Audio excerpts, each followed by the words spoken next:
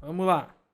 Olá pessoas, tudo bem com vocês? Você já deve ter ouvido falar nesse nome hoje em dia, A24. Filmes da A24, produções da A24. Você fala, acho que sim, faz filme e tal, tá fazendo até série agora. Mas o louco é que normalmente quando você escuta isso, você não escuta só como uma distribuidora. Quando a gente escuta a A24, tá meio que associada a bons filmes, boas produções. É uma pegada meio Estúdio Ghibli, né? Quando tu ouve, uma animação da Pixar. Nossa, uma animação da Pixar, as pessoas já ficam, empolvorosas. Só que eles conseguem fazer isso daí não... Então, a A24, de fato, ela conseguiu construir uma certa veia autoral, né? Agora, pra onde essa veia autoral foi, a gente vai discutir aqui hoje, né? Mas, sim, de fato, uma veia autoral foi construída. Com animação, com live action, com filme. Porque é mais fácil você pensar num estúdio que consegue criar uma identidade de animação do que um estúdio que consegue criar uma identidade de filmes live action, né? Seja pra cinema ou pra TV. E outra coisa que eles conseguem são prêmios, muitos prêmios. De uns tempos pra cá, os caras estão dominando o Oscar. E o que a gente sabe é que eles estão conseguindo esses resultados muito bons graças à liberdade quase restrita que eles dão pros criadores, né? O diretor, o roteirista. Cria, meu amigo, tá livre. Eles estão misturando... Essa liberdade não é tão liberdade assim não, né?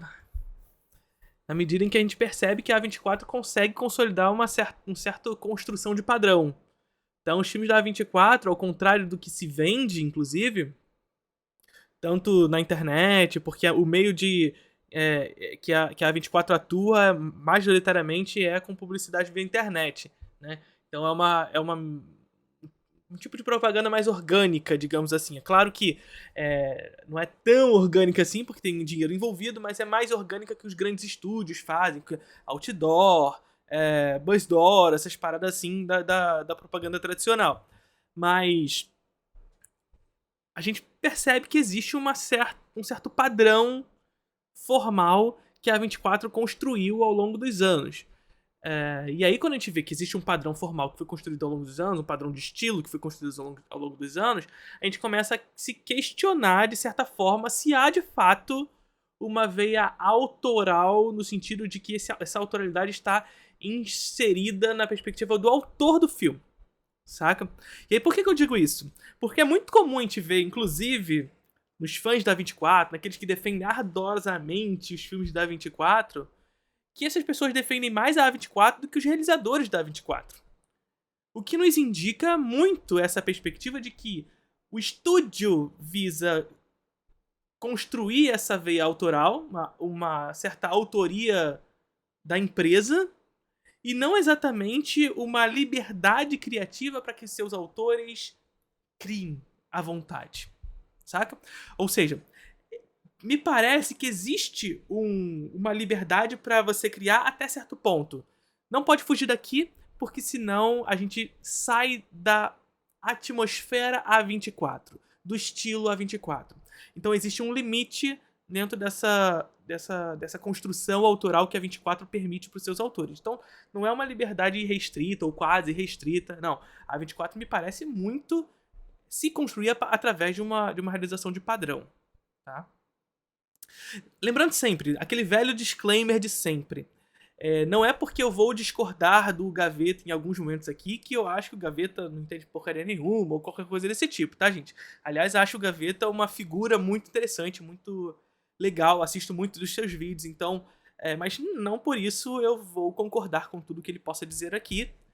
Não assisti ao vídeo, mas a considerar o tema e como ele começou o vídeo até agora... Não sei o que vai vir daqui pra frente, muito provavelmente coisas que eu não concordo com relação à A24. Vamos ver. Isso que dá uma pegada muito autoral para os filmes deles e também um método de distribuição mais inovador, mais não usual, né? Eles não tentam divulgar as coisas dele de forma tradicional, eles usam mídia online, cria meme, uma loucura. Mas aí que tá um negócio curioso, que eu tava pesquisando para fazer esse vídeo aqui e eu cruzei informação de 2 vídeos por acaso, assim. A Lully recentemente postou um Reels. Foi uma notícia que a Elle Fanning, ela teve o papel dela num filme recusado porque ela tinha poucos seguidores no Instagram. Elle Fanning, 6 milhões de seguidores. Ela não falou que foi o estúdio, ela não falou nada, ela só falou que tive papel recusado por 6 milhões. Aí eu vi o vídeo da Lully e no mesmo dia tava saindo um vídeo da Vox Media, recomendo, explicando sobre a A24, falando do sucesso da A24 e falando que um dos maiores motivos do sucesso da A24 é que eles fazem essa divulgação informal. Eles não gastam tanta grana na mídia tradicional, outdoors e coisas do tipo, pra botar a coisa pra rodar online, muito meme, muita coisa. É um método de propaganda mais orgânico, né? Então, eles se utilizam muito dessa. Primeiro, dos artistas mesmo que vão realizar os filmes, aí, claro que o número de seguidores influencia muito. E esse tipo de propaganda que a 24 se utiliza tem modificado as relações de mercado, de fato, né? Então os autores, os artistas, atrizes, atores e tudo mais, eles cada vez mais têm que marcar presença nas redes sociais. Então veja só, isso está muito inserido dentro de uma lógica de uma precarização do trabalho, tá, gente? Não tô falando dos grandes atores e atrizes, não. Esses aí, eles fazem para conseguir papéis também, mas eu tô falando dos pequenos atores, pequenas atrizes e até pensando numa lógica de trabalho geral dentro do capitalismo, isso é uma realidade. O quanto vocês já devem ter percebido ao longo da sua relação com a internet e tudo mais, no TikTok, no Instagram, no Reels lá do Instagram, vocês vendo que advogados tendo que fazer dancinha, dentistas e etc e tal, fazendo dentista, arrasto pra cima e listando coisas a fazer, fazendo dancinhas, sabe? Esse tipo de relação onde o trabalhador, independente da área que ele siga, ele deve ser só o realizador do seu trabalho, mas ele tem que marcar presença nas redes sociais. E o ator, a atriz, estão cada vez mais tendo a necessidade de marcar presença nas redes sociais para poder fazer parte de um filme. E aí, quando a gente fala isso, é claro que quando a gente tá falando de um grande artista, a grande atriz, isso não parece soar muito problemático, porque, enfim, já são grandes atrizes, já são grandes atores, já estão cheios de grana no bolso, beleza. Agora, quando a gente tá falando dos pequenos atrizes, dos pequenos atores, a gente tá falando de uma problemática bem intensa. É ator e atriz que, para além do seu trabalho, tem que estar marcando presença nas redes sociais para poder vender os filmes, para poder ser selecionado para os filmes, para poder vender os filmes que eles vão estar fazendo parte. E não ganhar aquilo, nem um terço daquilo que eles poderiam, daquilo que o filme gerou, saca? Então, sabe a lógica de mais-valia do mercado? É isso. Eles vão trabalhar pro filme, vão trabalhar na divulgação do filme e não vão ganhar nem perto daquilo que o filme rende. Saca? Então, quando a gente vai pensar na lógica do pequeno atriz, do pequeno ator, isso se torna bastante problemático. Preciso de muito engajamento online. Você tá cruzando as duas informações aí? Pode ser ou pode não ser. A 24 pode estar trazendo coisas maravilhosas, mas ao mesmo tempo pode estar mudando o mercado de uma forma que a gente só tá notando agora? Talvez. Vou falar disso daí tudo depois da vinheta.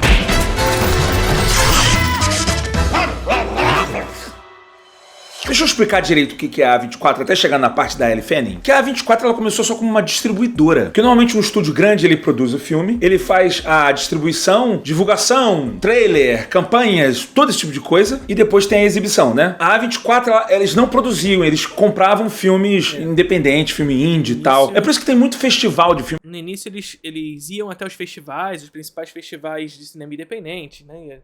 Toronto, Sundance, etc., e pegava os filmes e comprava. Só que o interessante é que a 24, nesse primeiro momento, e aí a lógica de produtora, saca?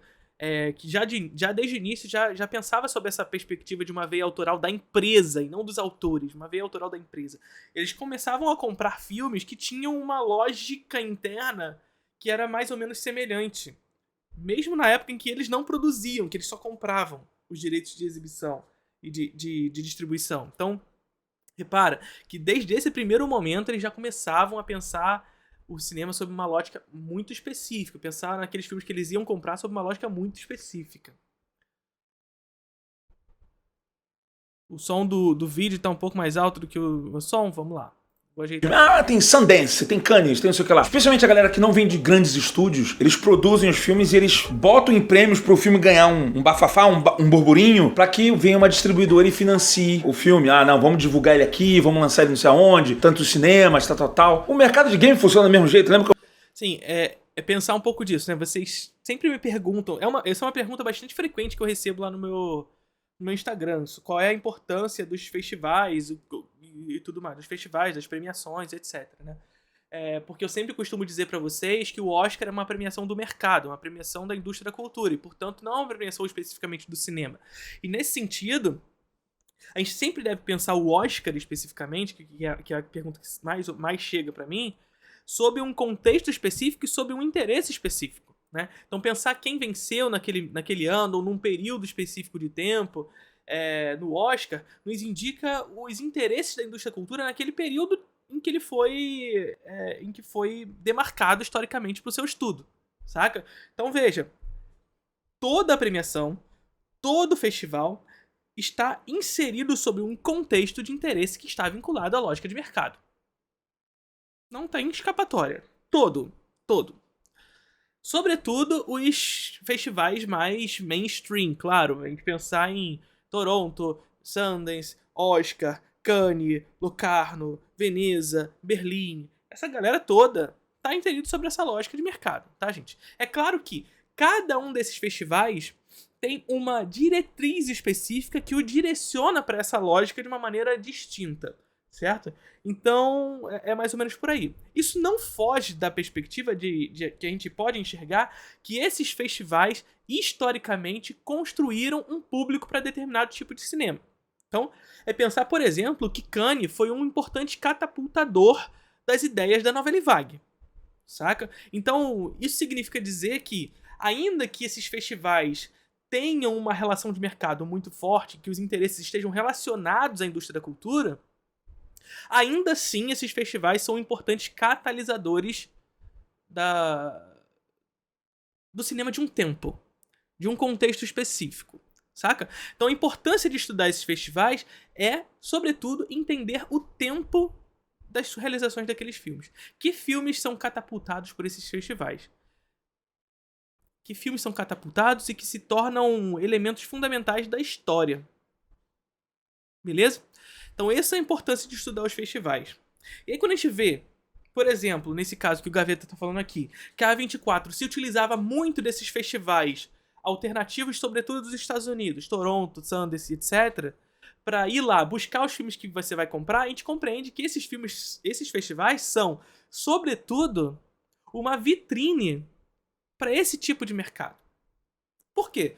Porque esses filmes mais alternativos, independentes, são filmes que não angariam grandes públicos, pelo menos a princípio, de maneira tradicional, ou seja, na bilheteria mundial. Então o que fazemos? Expomos esses filmes em grandes festivais para adquirir determinado sucesso de público nesses festivais e, nesses festivais, ter os nossos direitos comprados.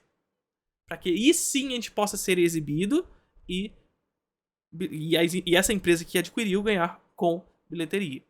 Saca? Então veja que existe uma lógica dentro desses festivais que está muito relacionada ao projeto da indústria da cultura. E que cada um desses festivais tem uma função. Toronto e Sundance, por exemplo, vai ter muito essa função de quase como uma feira de filmes onde as empresas vão lá e vão comprar esses direitos.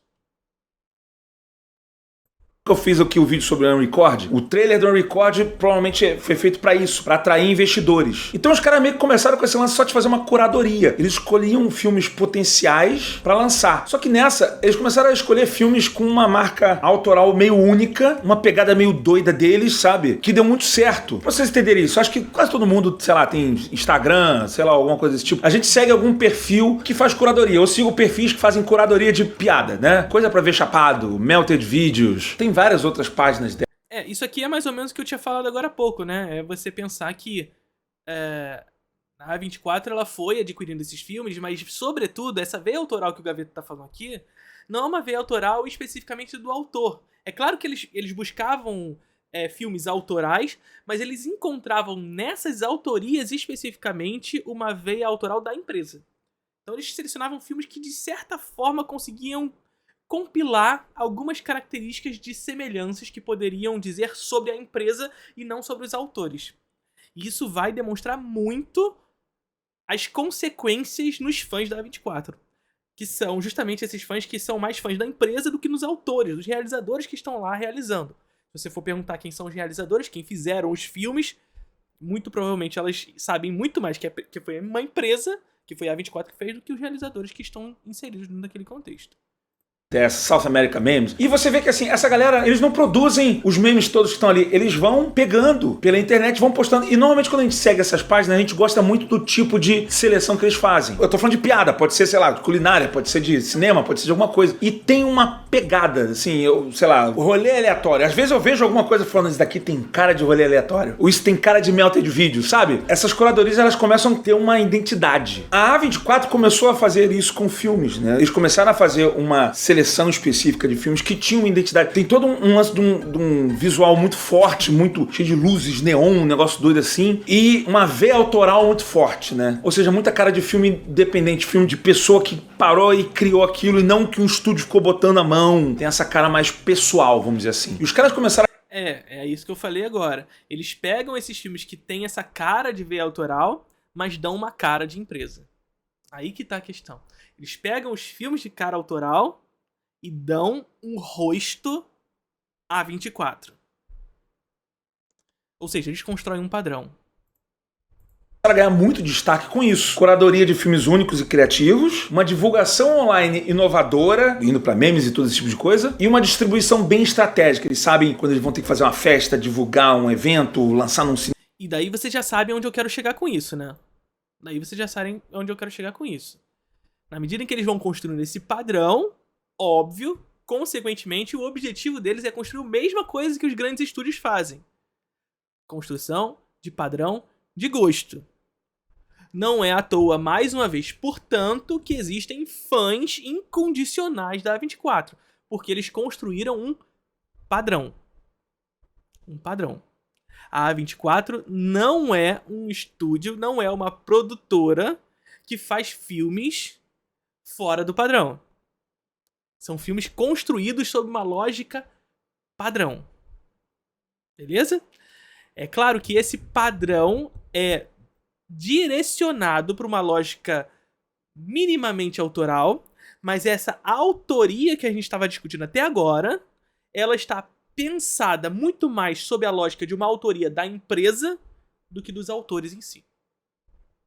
Mais uma vez, a gente consegue definir quando um filme é da A24 muito mais do que dos autores que estão inseridos no contexto. A gente vê um filme e a gente fala A24.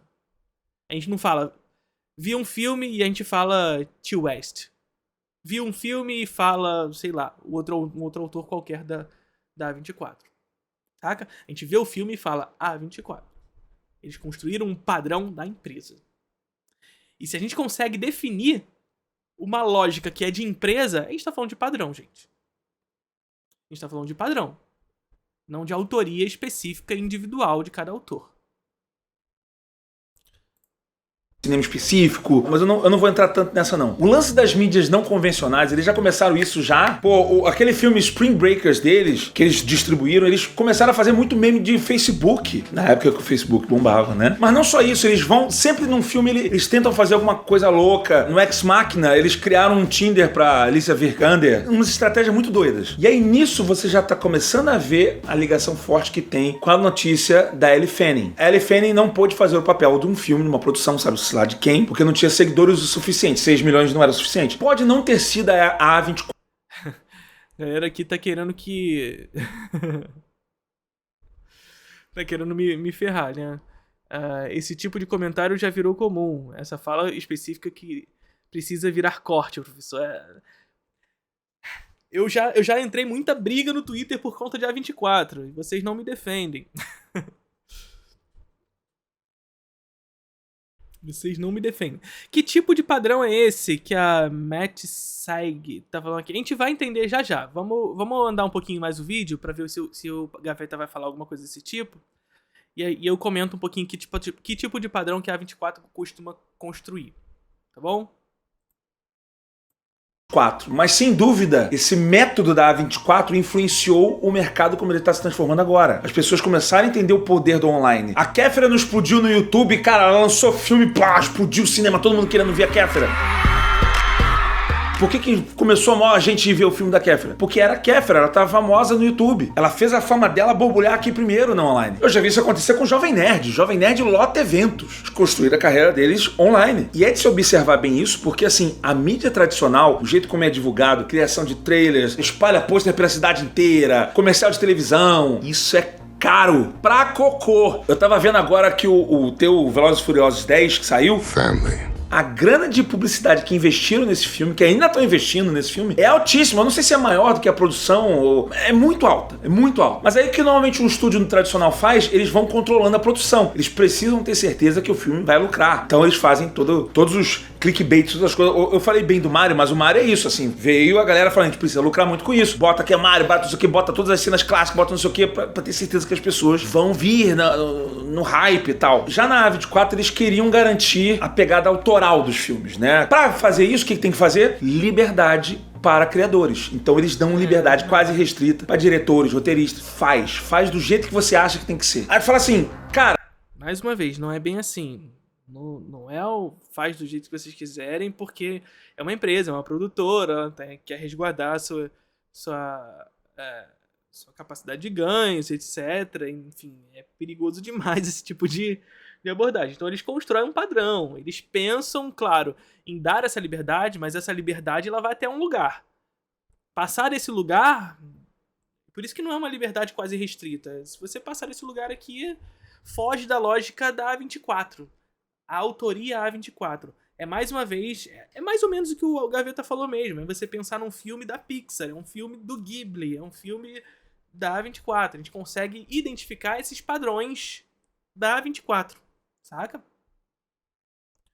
Então, não dá pra pensar que os autores têm liberdade nesse sentido, porque a gente consegue enxergar esses padrões de maneira muito fácil, que é um padrão da empresa.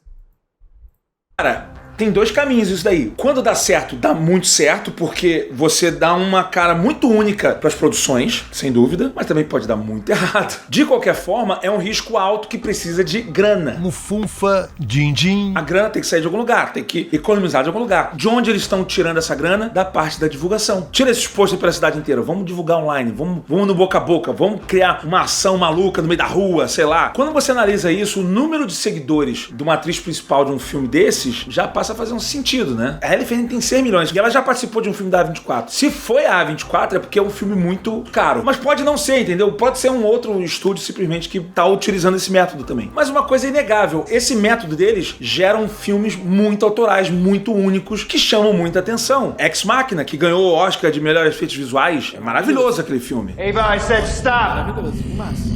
Ó o bicho vindo, moleque. E eles gostam disso, eles gostam de manter essa identidade louca. Se você vê os filmes deles, cara, O Lagosta, que filme maluco da porra. If you fail to fall in love with someone during your stay here, you'll turn into an animal. Que viagem é essa, véi? Enemy, do Jake Gyllenhaal, também bem louco. É do Denis Villeneuve, né? O cara que depois fez Blade Runner, o novo, Duna. Acho que a primeira vez que eles venceram o Oscar foi o Quarto de Jack, o Oscar de melhor atriz pra Brie Larson, e os efeitos visuais de Ex Machina. Teve o documentário da Amy também. Excelente esse documentário, excelente. The Grammy goes to Amy Winehouse. E daí começa a crescer um certo culto da A24. Ó, os caras têm toque de ouro, cara. Eu acho que era natural que eles fossem acabar caindo pra produção também. Conforme o dinheiro vai entrando, eles podem pegar esse dinheiro e reinvestir, botar a galera pra produzir conteúdo autoral. Primeiro filme que eles produziram já ganhou o Oscar de melhor filme, Moonlight. At some point, you gotta decide for yourself who you gonna be. Bom, muito bom. Can't let nobody make that decision for you. Primeiro filme que os caras produziram. Você tem noção disso? E tem as marcas da A24, aquelas cores, neon, sabe? Uma fotografia bonita. Um filme com uma cara de autoral. O Moonlight tem muito cara de filme autoral, não é um filme tradicional, sabe? E aí, justamente por isso, por dar mais espaço pra parte artística, vamos dizer assim, Moonlight os filmes é bom, conseguem Moonlight é bom. dominar os prêmios. O melhor filme do ano passado, pra mim, tudo em todo lugar ao mesmo tempo. Porra, faz sacanagem. Pô, Gaveta. Calma aí, Gaveta. Calma aí.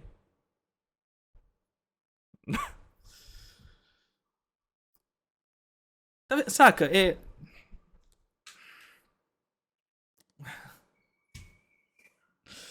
Ai, caralho.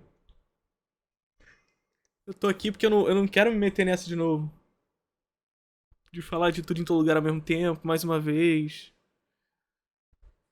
Não estava esperando falar desse filme mais uma vez. Não queria falar desse filme outra vez. Mas, porra... É isso, é filme do TikTok, estão falando aqui, né? Não vou nem falar que fui eu que falei, não. Mas é isso, gente. Pô, tem mais padrão que isso. Tem mais padrão que isso. Pô, esse filme é muito ruim. É muito ruim. Jesus, é ruim com força. É ruim com muita força. Mas faz muita força pra ser ruim. Mas é vendido como revolucionário, saca? E esse é o padrão é um dos padrões da 24. É essa construção de uma ideia de autoral, que é uma autoria da empresa, e que circula sob essa lógica do que se torna revolucionário. Inclusive, vendendo a ideia de que são filmes independentes. É um filme caríssimo pra ser considerado um filme independente. Não aguento mais, Larissa, também. Não aguento mais falar disso. Não esperava que isso fosse aparecer por aqui. Aliás, eu acho que não vou falar, não. Vocês querem que eu fale ou não? Continue falando desse filme.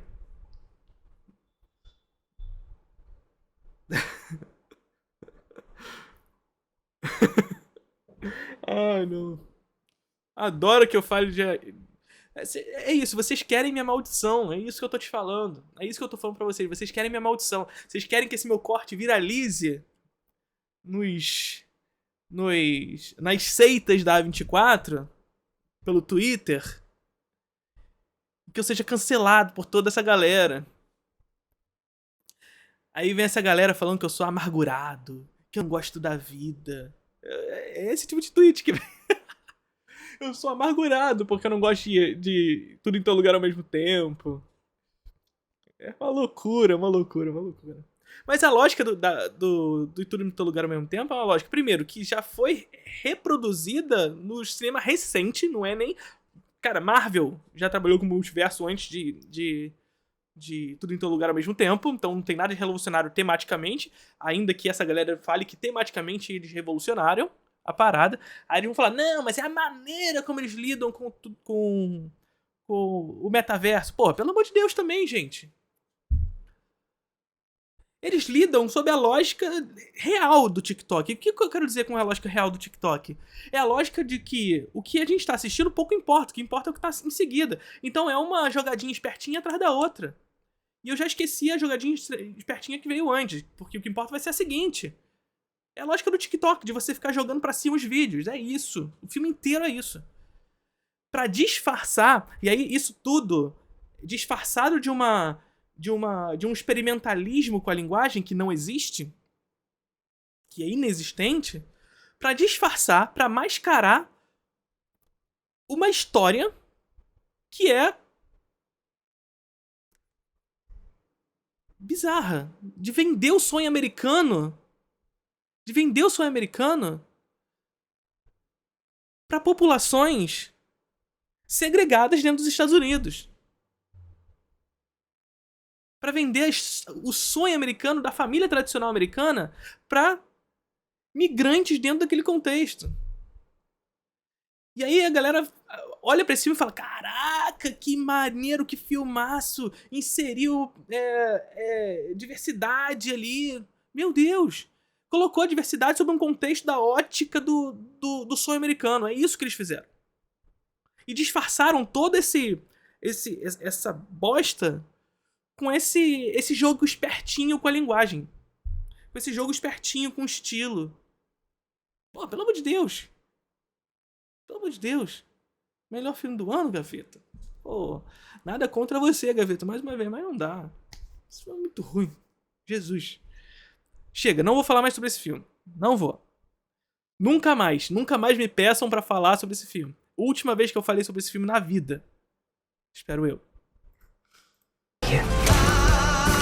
Inclusive, eles dominaram Essa a categoria pedra. toda de atores, né? Porque quem ganhou o melhor Essa ator foi o Brendan pedra. Fraser por A Baleia, que também é um filme da 24. Essa pedra me irrita profundamente. Essa cena da pedra me irrita profundamente. É vergonha alheia num nível absurdo. Aí vocês vão falar, não, mas é pra ter vergonha alheia mesmo. Tá, mas eu tive além do vergonha alheia. Jesus amado, é o jogo de ser espertinho um atrás do outro, saca?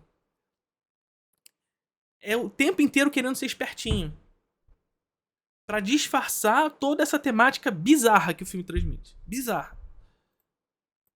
24. Thank you again for our studio A24 for making such a bold film. A pegada dos caras ficou tão boa, eles começaram a expandir pra TV. Você sabia que Euforia da A24? Não sabia. Provavelmente a galera vai lembrar do Beef, Treta, que apareceu no Netflix, e eu fiz um vídeo aqui sobre maravilhosa essa série, Eu amei, sério, é uma joia rara que tá ali dentro da Netflix, vale muito a pena, a A24 tem cara de A24. Inclusive, falando de joia rara, Joias Brutas, outro filme da A24, com Adam Sandler. This is me. É um filmão, tá? Tive um pedido de like desse vídeo aqui, porra, fantástico. Se você não viu isso daí, vai ali, aqui embaixo desse vídeo, você clica no likezinho. É muito fácil pra você apertar o like, é muito fácil. E você colabora pro sucesso dessa produtora independente aqui também. Que isso, gente? Vocês me veem constantemente criticando a A24, mas eu critico a A24, a empresa A24, não seus filmes. Há filmes muito ruins na A24, como há filmes muito bons na A24, saca? Então o problema não são os filmes, mas a lógica a lógica da empresa e, sobretudo, como a empresa lida com essa relação da autoria, a vender para as pessoas a ideia de que ela é autoral. E as pessoas acreditam, de fato, que essa autoria está inserida dentro daquele contexto. As pessoas não conseguem perceber que existe uma construção de padrão. Saca? E as pessoas enxergam uma lógica revolucionária ali. Revolucionária.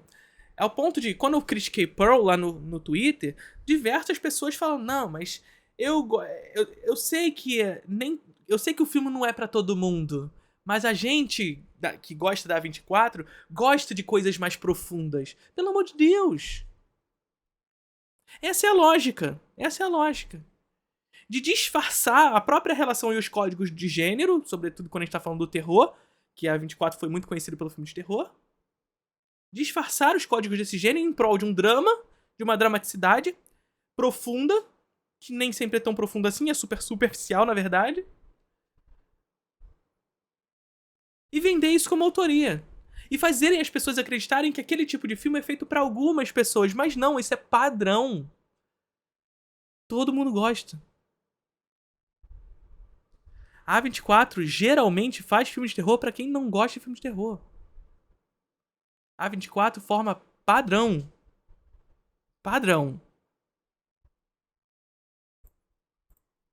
No Gaveta Filmes, uma produtora independente. Mas entende que, graças a essas várias joias brutas, joias raras que eles vão fazendo, assim como o estúdio Ghibli e Pixar, começou a se criar o culto à A24. Deixar bem claro também, que assim, eu acho melhor, só pra não ficar só nesse ataque à A24 constantemente, eu acho mais interessante que haja uma empresa que constrói uma ideia de autoria minimamente do que uma empresa que só entra nessa lógica de padrão por inteiro, tá? Eu prefiro que seja assim, mas eu prefiro que fosse de outra forma também. Os caras criarem merchandising, assim como tem muita gente que anda com a camiseta da Pixar, gente que tem bonezinho da Estúdio Ghibli e tal. E isso pra eles é ótimo, que vivem dessa carreira online doida, pra eles terem... Mas, gente, assim, não tem problema nenhum vocês gostarem dos filmes que eu não gostei não, tá, gente? Isso é uma coisa importante, eu não peço que ninguém venha junto comigo, não. Vocês podem discordar de mim à vontade. Tá? Enfim, pode à vontade, mas Pearl é muito ruim, gente. Desculpa, Pearl é muito ruim. X é melhor que Pearl. X me divertiu mais. Me ofereceu uma experiência mais interessante. Pearl é insuportável. É insuportável como o tempo inteiro, constantemente, segundo após segundo, o filme tenta se disfarçar. Fingir que não é terror. Isso me incomoda muito no filme. Incomodou muito no filme. Ai, sempre vai pra essa tela cheia. Tem esse status de descolado, de cool. Só que o problema desse culto é que você acaba escondendo as imperfeições. A A24 lança muita bomba também. Que eu acho que é o normal de trabalhos muito autorais. O que seria filme de terror pra quem não gosta de filme de terror? Então, é justamente esse tipo de filme, como eu citei esse tweet que surgiu aí nesse meio todo, da pessoa que fala, não, mas a gente que gosta da A24 gosta de coisas mais profundas, e não é pra todo mundo. Esse não é pra todo mundo, gosta de coisas mais profundas, é a lógica da verdadeira arte. Ou seja, na busca dessa autoria que a A24 constrói na empresa, a A24 pega o gênero, pega o terror e insere esse terror sob um subtexto, colocando uma máscara do verdadeiro drama. E aí, sob essa lógica do verdadeiro drama, da dramaticidade, da construção de personagens dito profundos e tudo mais, ou seja, fugindo da lógica convencional do horror, da sua frontalidade, da sua relação direta com a experiência do espectador, no bate-pronto, do jump cut, essa lógica mais frontal, o espectador se desloca do horror e se relaciona muito mais com esse drama. Saca? Não é à toa que quando você vai falar com essas pessoas e você fala que Pearl é um filme de terror, muitas dessas pessoas falam, não, Pearl não é um filme de terror. Pearl é um filme sobre isso, isso, isso e isso. E aí fala o tema do filme. Porque a pessoa não consegue identificar os códigos do gênero. E colocam o terror como tema e não como gênero. Essa é uma relação muito comum nos filmes da A24. As pessoas não conseguirem identificar o terror. E colocarem, inclusive, e aí um problema enorme nesse tipo de ação da A24, colocarem o terror como um tema. E não como gênero. Saca? Vocês podem ver historicamente, quando a pessoa fala que o filme não é de terror, é sobre isso, isso, isso, e fala o tema, esses filmes que estão sendo citados são filmes que buscam mais uma dramaticidade do horror do que a frontalidade do horror. São os ditos terror psicológicos. Saca? Porque na visão dessas pessoas que não gostam de filmes de terror, o terror é escrachado demais, é bobajada, etc e tal. Consequentemente, o terror não pode trabalhar com temas muito profundos, não consegue trabalhar com eles. Então veja que a A24 promove e estimula, inclusive, esse tipo de pensamento preconceituoso com o gênero, que é contraproducente com o desenvolvimento da linguagem do gênero, inclusive. Saca? Então, é isso. Eu não tô vendo o seu nome direito? Peraí. Marcelo. É isso, Marcelo. Os filmes da A24, que foram depois muito classificados com essa lógica de pós-terror, né? Na verdade, esse pós-terror sempre existiu. Saca? A gente pensar historicamente em filmes como Onibaba, Páginas da Loucura, Exorcista, O Bebê de Rosemary, que são filmes que buscam essa dramatização na lógica do terror. Isso sempre existiu. E Possessão, né? E é pensar que são justamente esses filmes que historicamente também são tratados como não terror. Ou seja, se coloca essa perspectiva onde o filme não é de terror, é sobre isso, isso e isso. Que a gente estava falando agora. Saca? Então, a A24, ela estimula esse tipo de processo, mas, ao contrário desses filmes históricos, eles constroem uma ideia. Porque eles criam esse padrão dentro de si. Saca? Eles reúnem esse padrão em torno da empresa. Saca? A A24 não usa o termo pós-terror. Isso foi um termo usado por um crítico de cinema norte-americano, Stephen Rose, eu acho, que se eu não me engano. Mas ela aceita. Terror psicológico é muito bom, mas tem que ser bem feito. Não, terror psicológico é bom, eu acho que é muito bom, mas o problema é quando o terror psicológico ele é usado como máscara pro terror de fantasia, o terror clássico, saca? O terror frontal. A gente pensar num filme como Jennifer's Body, o Garoto Infernal, o Arraste-me para o Inferno, os filmes da Blumhouse, que é uma outra empresa que faz filmes de terror, mas que gosta mais desse terror frontal, por exemplo. A Morte Te Dá Parabéns. A gente pensar num filme como A Bruxa de Blair, saca? Então, A Própria Visita é um filme da Blumhouse. Enfim.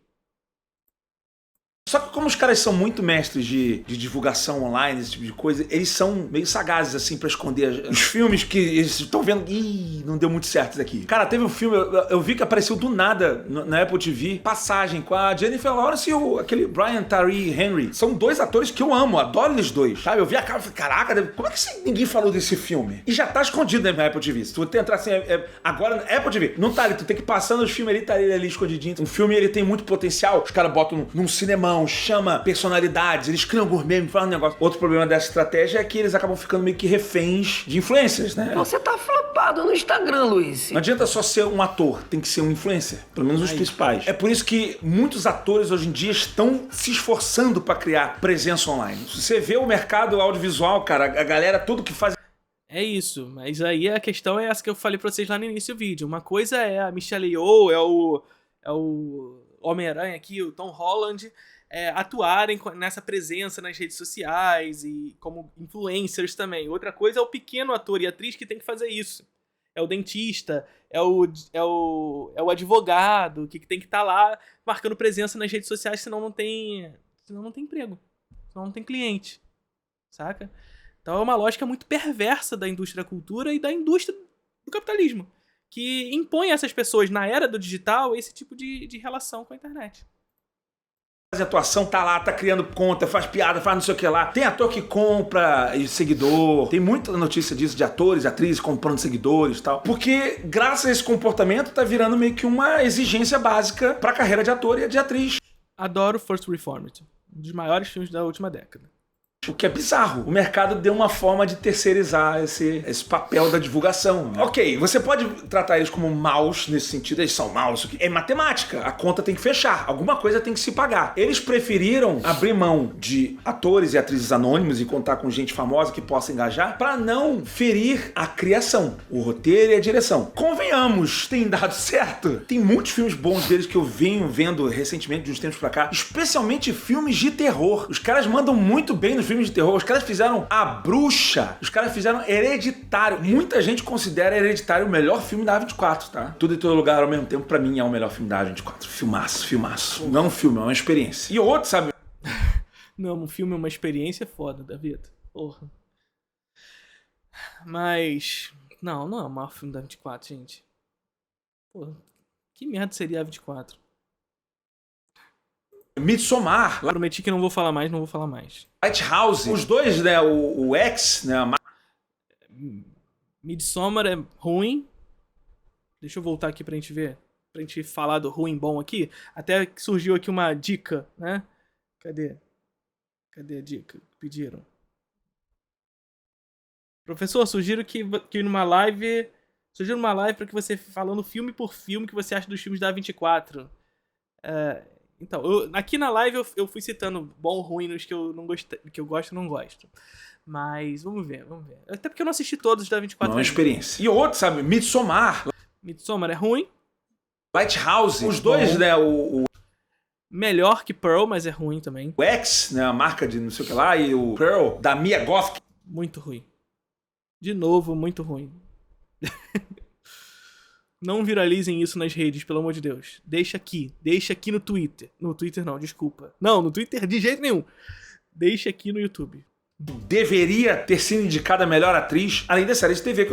Então, ela foi bem, ela atuou bem no filme, mas o problema é... Mas a atuação dela é um problema pro filme, apesar da sua boa atuação, porque... Parece que é um filme que foi construído especificamente pra ela, inclusive ela fez parte da produção do roteiro, se eu não me engano. E aí toda essa centralidade no rosto dela, esse close-up no rosto dela o tempo inteiro, meio que foi disfarçando esse terror aqui e ali, né?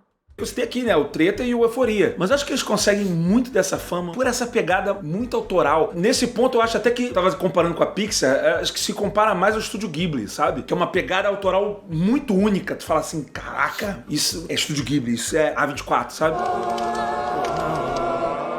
É isso, eu prefiro uma empresa que busque uma veia autoral, mesmo que seja da empresa, do que uma empresa que descaralha tudo. É tudo padrão de gosto generalizado.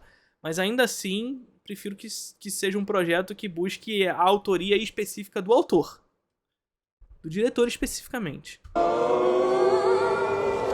É isso, sabe? Você consegue construir memes com esse padrão A24, saca? Olha só. É pegar uma cena do A24, do Bob Esponja e falar, não, isso aqui é tipo o que a A24 faria. Esse lugar mais dramático, o close-up no rosto do Bob Esponja com o olho regalado. Saca? É um padrão que eles foram construídos que a gente consegue enxergar na produção cultural, coisas semelhantes. Existe um padrão. E é um padrão da empresa. Não é um padrão dos diretores especificamente. E acaba dando certo porque, eu falei isso aqui em outro vídeo agora recente, né, que cinema é um... Under the Silver Lake é maravilhoso. É espetacular.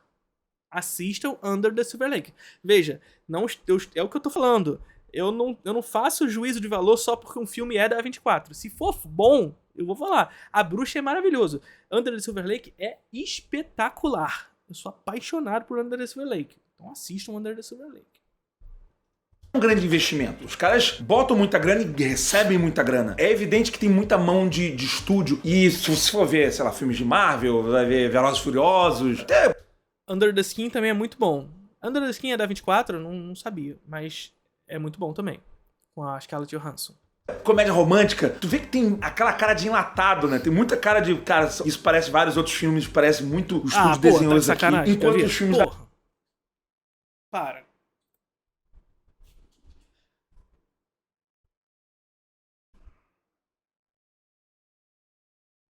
Peraí, Gaveta.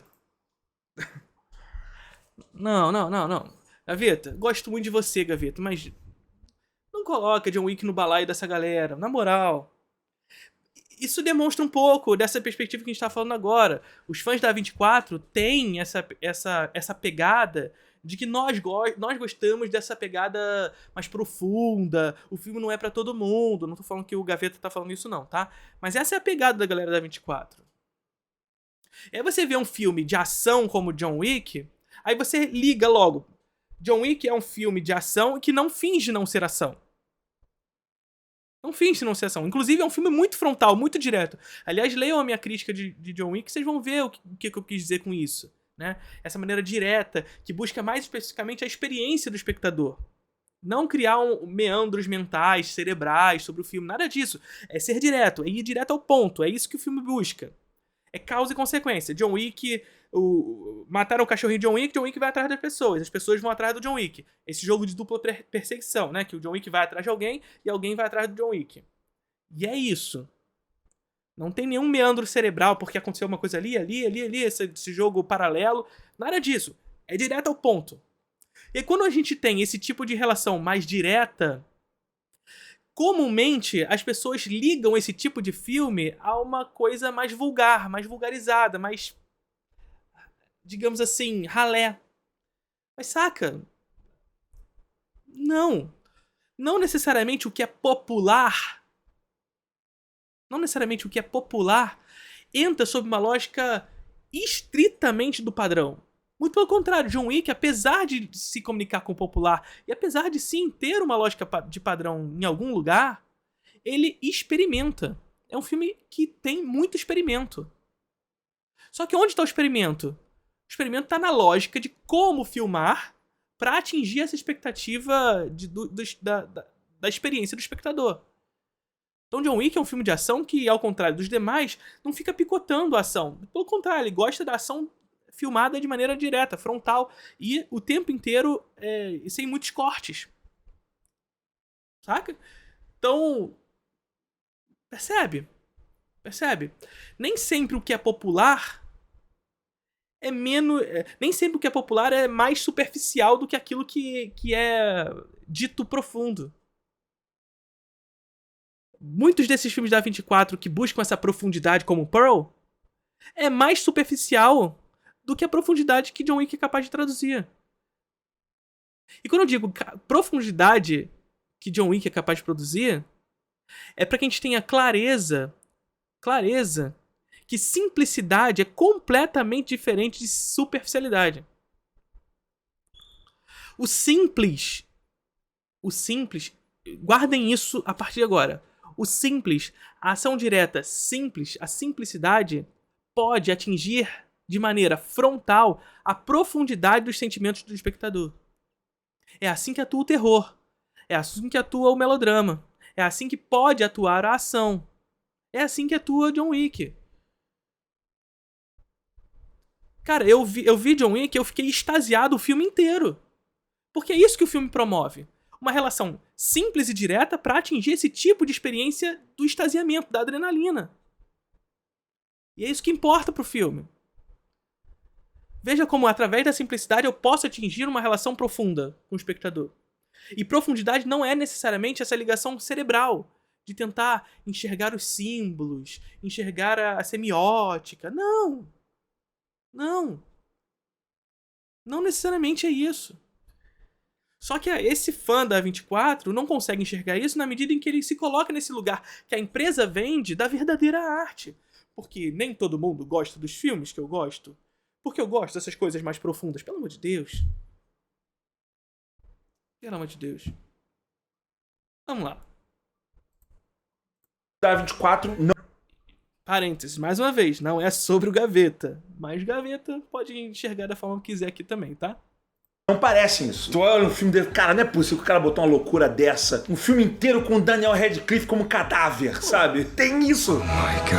Você sabe daí que que quando tem você isso? vai ver um filme da A24 que vai ser um filme autêntico, não necessariamente totalmente louco, mas ele vai ser muito não cara de padronizado, vamos dizer assim. E a não, chance é de ser super um filme bom é padronizado. grande porque os caras têm uma boa curadoria. Pode não ser, como tem muitos ali que não são, mas é nessa daí que os caras vão aos poucos dominando o mercado como eles já estão dominando. Eu não sei até que ponto isso vai influenciar os grandes estúdios. Acho que já está no ponto de vista da procura de artistas e influenciadores para poder reduzir o custo da divulgação. Mas a pegada autoral de o estúdio meter menos a mão, eu gostaria que isso tivesse sendo colocado mais em voga. Vide Star Wars, né? De vez em quando tem alguma coisa autoral, como apareceu a primeira temporada do Mandalorian, que era um negócio mais único. Eu vou fazer um vídeo separado sobre Star Wars, essa minha visão atual de Star Wars, sobre o papel do George Lucas nisso tudo. Mas por enquanto, para deixar num meio termo dúbio e deixar você com dúvida, eu gosto desse tipo de coisa. A lista que eu fiz dos filmes que foram alterados na edição é um meio termo. Às vezes a mão do estúdio salva produções. E eu quero deixar também o vídeo que eu falei sobre o Treta, na verdade são várias produções sobre dias de fúria, né? Que pessoas perdem a paciência, séries, filmes. Foi um vídeo que ficou muito bom, só não ficou melhor do que o beijo que eu vou mandar na sua bundinha.